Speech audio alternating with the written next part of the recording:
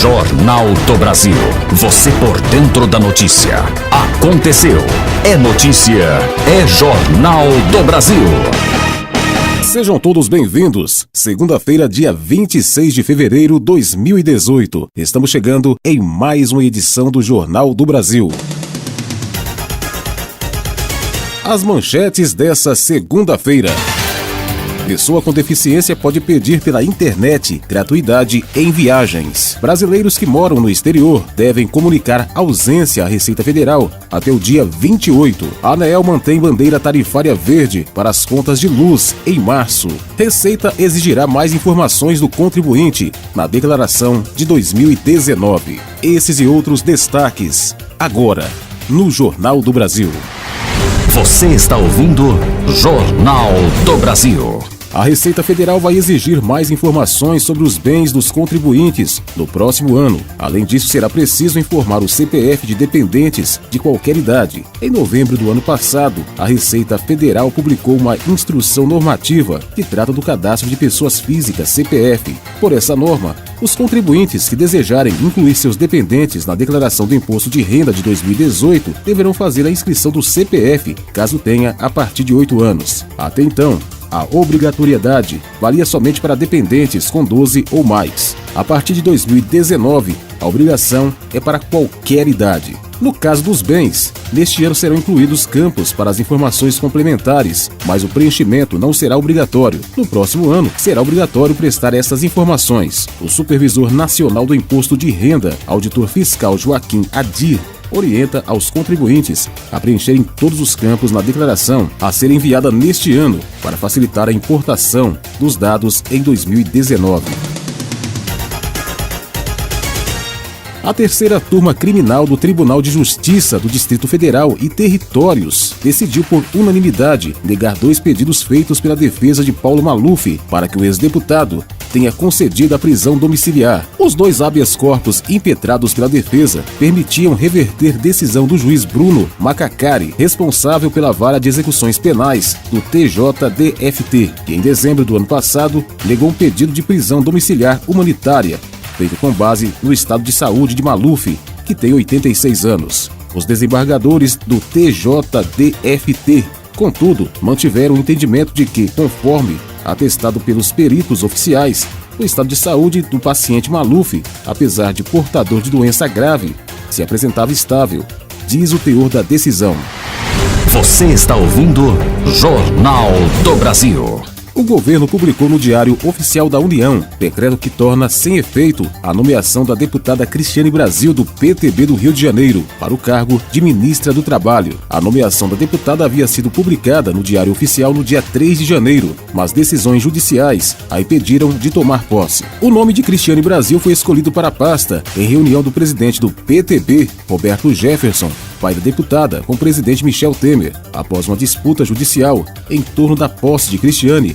A deputada e líderes do PTB foram recebidos por Temer na última quarta-feira, dia 21, e combinaram com o presidente que o partido vai indicar outro nome para a pasta. Após a nomeação, no início de janeiro, Cristiane Brasil foi impedida de tomar posse por força de uma decisão liminar do juiz Leonardo Costa Couqueiro, da 4ª Vara Federal de Niterói, no Rio de Janeiro.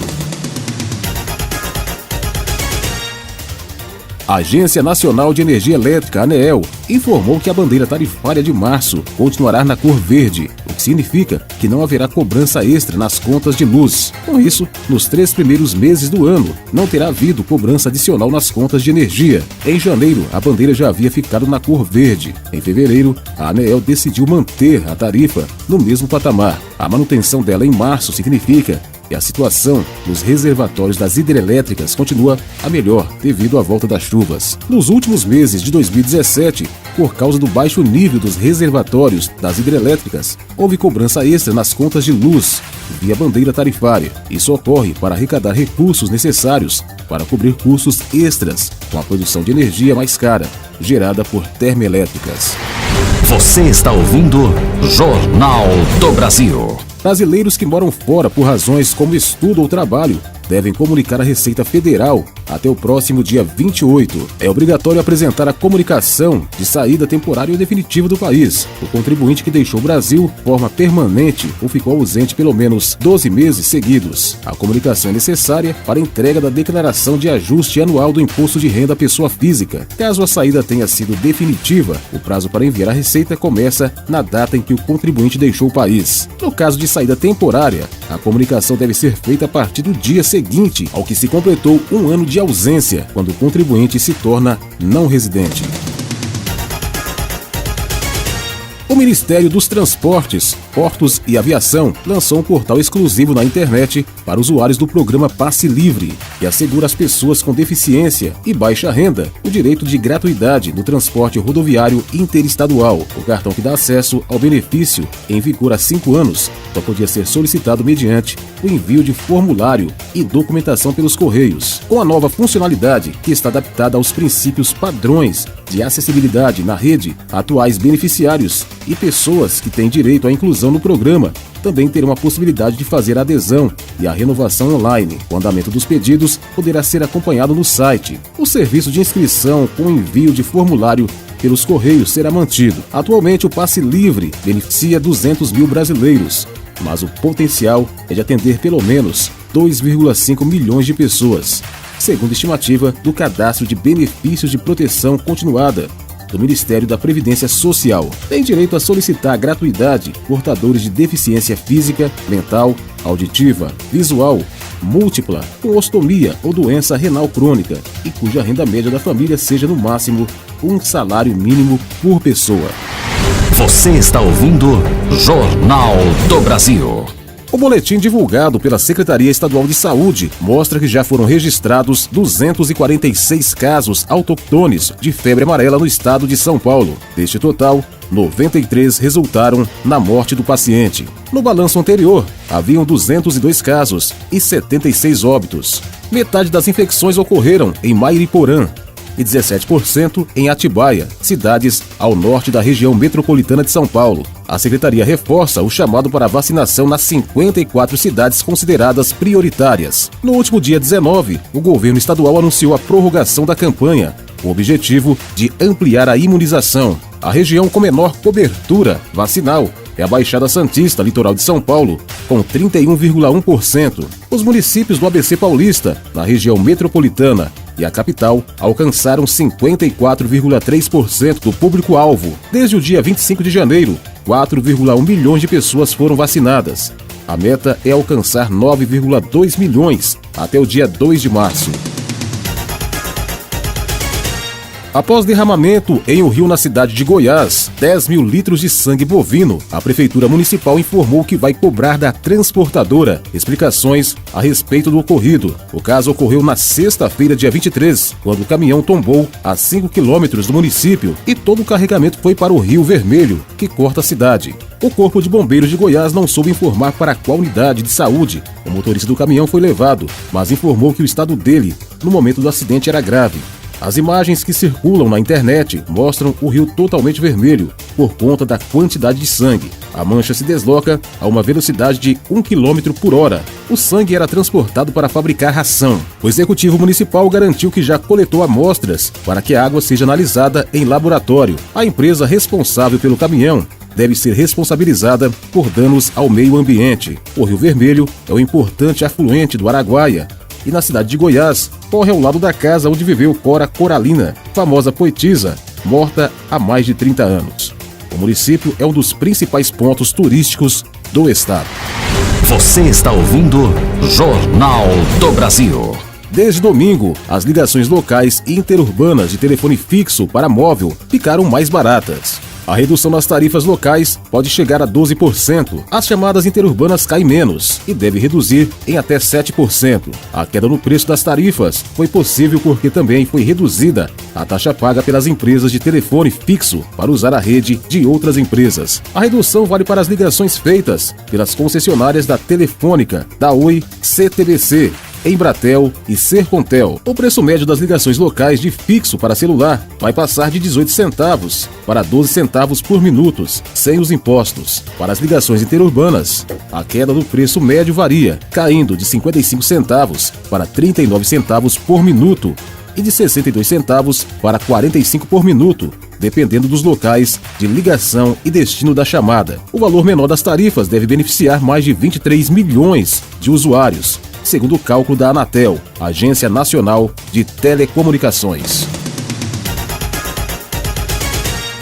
Termina na próxima quarta-feira, dia 28, o prazo para inscrições de jovens entre 18 e 29 anos que desejam concluir o ensino fundamental e obter um certificado profissionalizante no Programa Nacional de Inclusão de Jovens, ProJovem, do Ministério da Educação MEC. O programa oferece 54 mil vagas, das quais 45 mil são destinadas à modalidade urbano, distribuídas em 3 estados e 25 municípios, incluindo 8 capitais, entre elas Manaus, Belém, Recife, Rio de Janeiro, Rio Branco e Natal. Na modalidade campo, há 11 mil vagas em 11 estados e 45 municípios. Os interessados devem procurar a Secretaria de Educação Estadual ou Municipal de sua cidade. Criado em 2003, o programa é coordenado pela Secretaria de Educação Continuada, Alfabetização, Diversidade e Inclusão, SECAD, do MEC, e oferece cursos com duração de 18 meses na modalidade urbano e 24 meses na modalidade campo. Segundo o coordenador-geral de Política Educacional para a Juventude do MEC,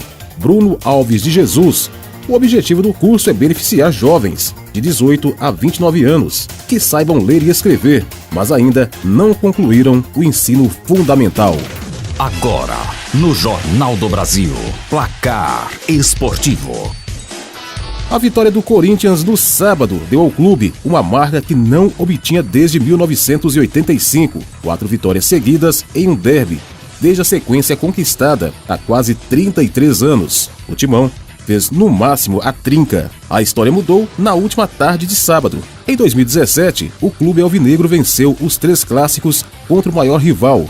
1-0 no Paulista, 2-0 e 3-2 no Brasileiro. Agora fez 2-0 no Estadual de 2018 e encerrou a série de 8 partidas invictas da equipe alviverde na competição. O feito é ainda mais importante ao se considerar que foi obtido pelo Corinthians apenas outras 3 vezes, entre 1955, 1956, 1952 a 1953 e entre 1948 e 1949.